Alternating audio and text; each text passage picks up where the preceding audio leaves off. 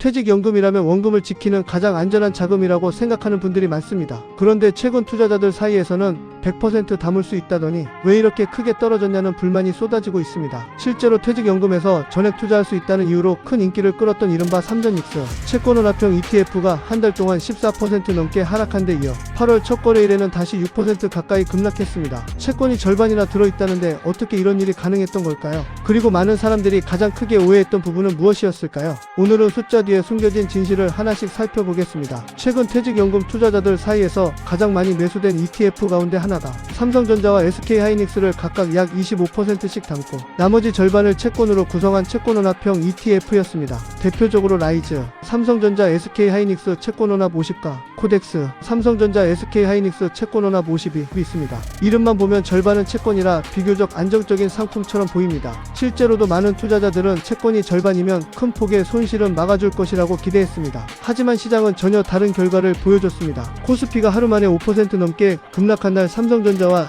SK하이닉스 역시 각각 약 9% 가까이 하락했고 이 ETF들의 시장 가격도 하루 동안 6% 가까운 낙폭을 기록했습니다. 순자산 가치 역시 약 4% 넘게 하락했습니다. 채권이 절반을 차지하고 있었지만 주식 절반이 모두 삼성전자와 SK하이닉스 두 종목에 집중돼 있었기 때문입니다. 결국 분산 투자라고 생각했던 상품이 실제로는 특정 산업과 특정 종목에 상당히 집중된 구조였다는 사실이 그대로 드러난 것입니다. 그런데도 왜 이렇게 많은 투자자들이 몰렸을까요? 가장 큰 이유는 바로 퇴직연금 투자 규정 때문입니다. 일반적인 주식형 ETF는 퇴직연금 계좌에서 전체 자산의 70%까지만 투자할 수 있습니다. 하지만 일정 기준을 충족한 채권원화평 ETF는 위험자산 한도 적용을 받지 않아 계좌 자산의 100%까지 편입할 수 있습니다. 바로 이 문장이 투자자들에게 강한 매력으로 다가왔습니다. 100% 투자 가능이라는 표현이 마치 안전한 상품이라는 의미처럼 받아들여진 것입니다. 하지만 실제 의미는 전혀 달랐습니다. 여기서 말하는 100%는 어디까지나 퇴직연금 계좌에서 편입 가능한 한도를 뜻할 뿐 원금을 보장하거나 손실 위험이 적다는 의미는 아닙니다. 실제 운용사 역시 투자 설명서를 통해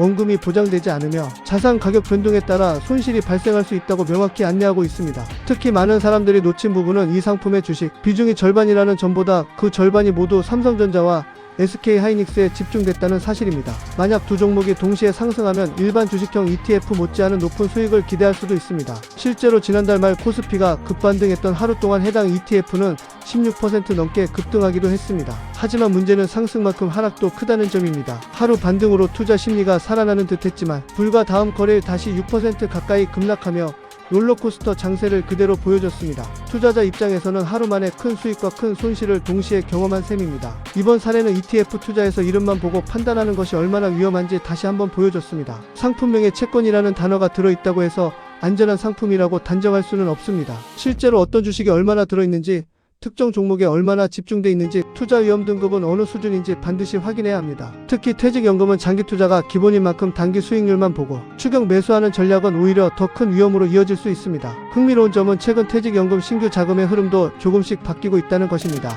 미국 S&P 500과 나스닥 100 ETF가 순매수 상위권으로 올라오면서 국내 반도체 두 종목에 집중하기보다는 국가와 산업을 분산하려는 움직임이 나타나고 있습니다. 물론 국내 반도체 ETF 역시 여전히 매수세가 이어지고 있지만 과거처럼 한쪽으로 쏠리는 현상은 다소 완화되는 분위기입니다. 이는 최근 시장 변동성이 커지면서 투자자들도 분산 투자의 중요성을 다시 인식하기 시작했다는 의미로 해석할 수 있습니다. 결국 이번 사태가 우리에게 남긴 가장 중요한 교훈은 매우 단순합니다. 퇴직연금에서 100% 투자할 수 있다는 말과 안전한 상품이라는 말은 절대로 같은 의미가 아니라는 것입니다. 편입 한도와 투자 위험은 전혀 다른 개념이며 채권이 포함됐다는 이유만으로 손실 위험이 사라지는 것도 아닙니다. 투자에서 가장 중요한 것은 화려한 문구보다 실제 자산 구성과 위험도를 이해하는 것입니다. 앞으로도 시장 변동성은 계속 이어질 가능성이 큰 만큼 투자 결정을 내리기 전에는 상품 구조와 투자 비중을 반드시 확인하시기 바랍니다. 여러분은 이번 삼전익스 ETF 급락을 어떻게 보고 계신가요?